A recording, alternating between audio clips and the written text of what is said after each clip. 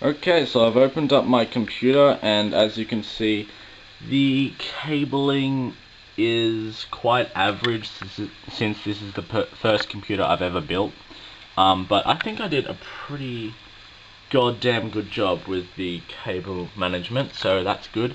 And I'll just go into the specs right now of this computer. So the case is an Aerocool X Predator X3 red edition case. I really like the red and black. It also matches the keyboard, which I like. I'm just a big fan of the red and black look, and I find that really cool. It has this shell-like vent on the top, which provides good airflow. So you can close it and open it if you want. I keep it open because more air can escape, which keeps your computer cooler. So I'll go just down to the hard drives. I've got a Corsair SSD. It's 128 gigabytes, and that is a really good SSD. I suggest getting that.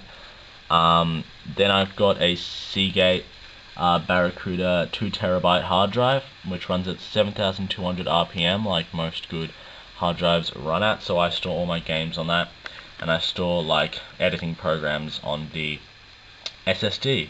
And right here, I'll just go into these intake fans, which I have on the side of my case. They are Aerocool, I think they're called shark fin red LED fans.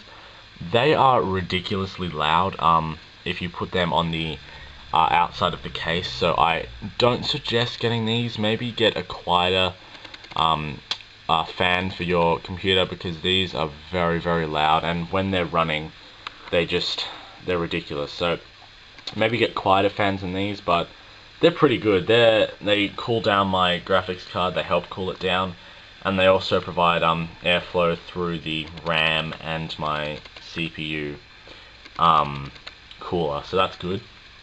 I'll go into the power supply here, which is a Corsair CX750M. It's a modular power supply, which is good. So there's not like a million cables that I'm not needing in my computer, so I can only plug in the ones I need, which is always good. It's quite reliable, and yeah, I highly suggest getting that. Right here, that's just another fan that came with the case. That's just an outtake for the back. It has like a massive intake fan here, which I'm not going to go into because I can't be bothered. I'll go into this massive CPU cooler. It's a Cooler Master Hyper 212 Evo CPU cooler. This thing is a friggin' beast. You have to get this if you want a really good CPU cooler.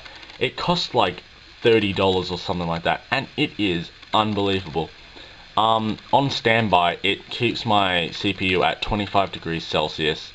Even when I'm running like heaps of programs, it keeps it at around 30 to 40 degrees, which is really, really good. I didn't go into water cooling, because if it leaks, then your whole computer's stuffed. So I went with this, and it's really reliable. Underneath that, I've got a Core i5 3570K CPU, which runs at 4.4 gigahertz because I've overclocked it, and it is very, very good. I highly suggest getting that. And yeah, so I'll talk about the RAM I have right here. This is a 4 times 4 gigabyte RAM, so altogether that's 16 gigabytes of RAM. They are really, really good. They look awesome.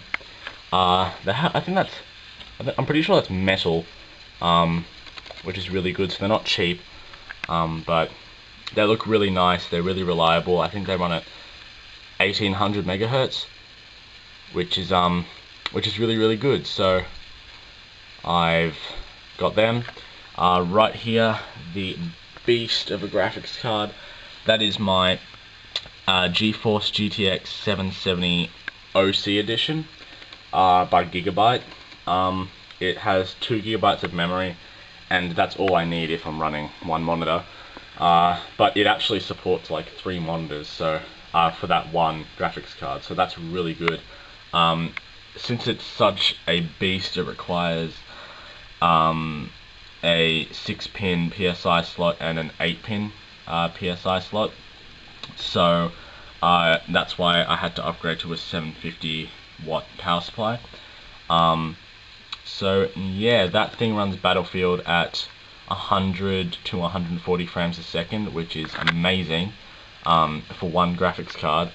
Some people run at that speed with like two 680s or whatever. So I highly suggest getting this graphics card because it is unbelievable for the price, and yeah, and it also has this like wind force fans at the bottom, which keep it really cool. So yeah, I highly suggest getting that hard drive. I mean that graphics card. Oh, the motherboard at the back, which everything is plugged into.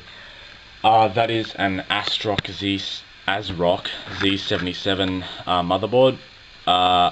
It supports SLI for your graphics card, which is really good. It supports overclocking, which I have my CPU on, and it looks really nice. And